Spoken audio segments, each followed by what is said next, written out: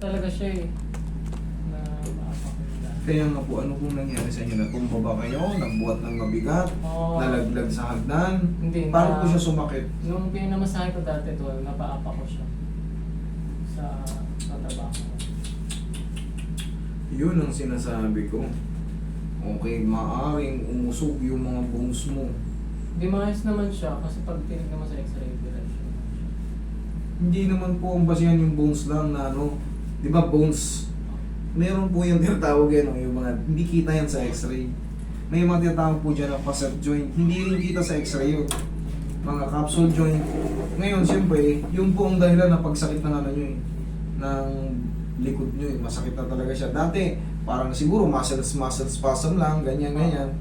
Ngayon, dahil tinapakan ka nga, once na mapalakas yung tapak dyan, maaaring gumalaw yung joint mo pero hindi makikitang dislocated talaga kasi nga mga capsule joint lang, capsule joint, facet joint, maliliit lang po yun.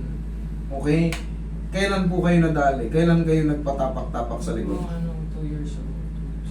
Pero since then, nararamdaman nyo na consistent, kumbaga, Hindi naman nandyan lang siya. Hindi naman siya. Paano po siya? Sige. Ano lang siya, parang makarot lang siya. Pero hindi ganun ka. Ayun nga po, may pain pa rin. May pain. Yun nga po, consistent siya noon. Kumbaga, hindi na nawala simula nung ano. Oo. Kumbaga, naglalaro na lang dyan. Pag napuwersa ako, ayun, may kumitulog sa likod ko. Ganun po yun. Kasi, ang basihan ko dyan, kunyari, 2 years ago yun, nakalaya po ba kayo ng 1 taon? Totally 1 taon, wala. Na. Kumbaga, di ba, nakarang taon, 2 years. Nagpakairon na rin ako after nung marami na every year ko siya. O, ibig sabihin, inaasikaso mo, kumbaga, talagang meron talaga siya. Kasi pinapa-adjust mo, may something talaga dyan na nabago. Pero hindi siya nawawala talaga. Kahit Yun nga pinasabi ko, consistent. Ibig sabihin nyo na nga po talaga yung punot dulo.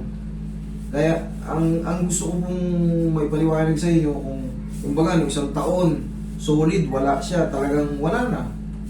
Tapos bumalik lang itong 2 linggo, 1 linggo, o talagang nandyan lang siya. Oo, na-dyan lang siya. O, yun na nga yung May consistent. na-manage ko lang.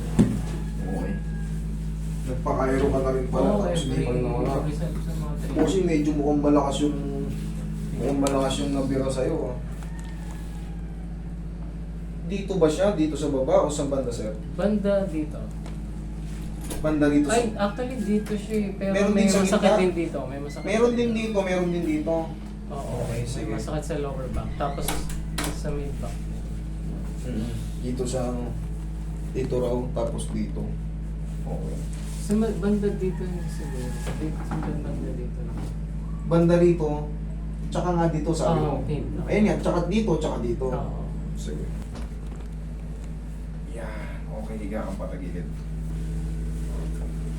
O kaya nga, galing ka na sa Cairo pero hindi pa rin natanggal, oh. Relax lang.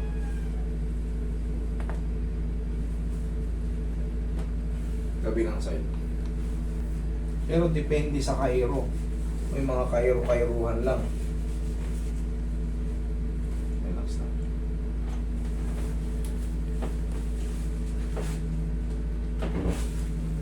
Dapat. Technique, method ng ibang bansa.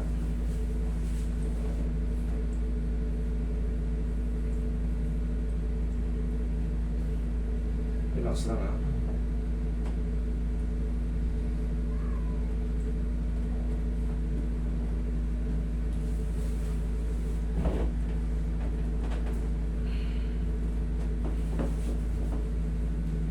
Relax.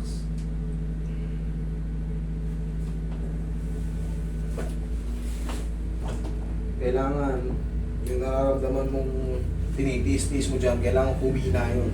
Tapos paglipas ng 4 to 5 days, wash out na yan.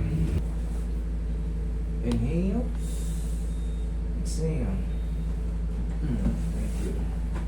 Yan lang muna. So ngayon, kahit pa paano, malalaman mo, ba? Yung pressure niya, kailangan mga lahati siya o mas maliit pa. Kailangan gano'n na mangyari. Pag nakahiga ka ng ganyan, may kumikirot ba? May namamanhid? Wala. Wala pag ano nakadapa. Dapa ka. Testing. Dali. Taso sir. Sige. Ayan.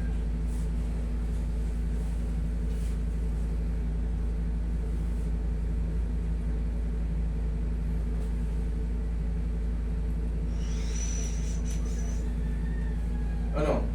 Wala? Wala. Sige, upo.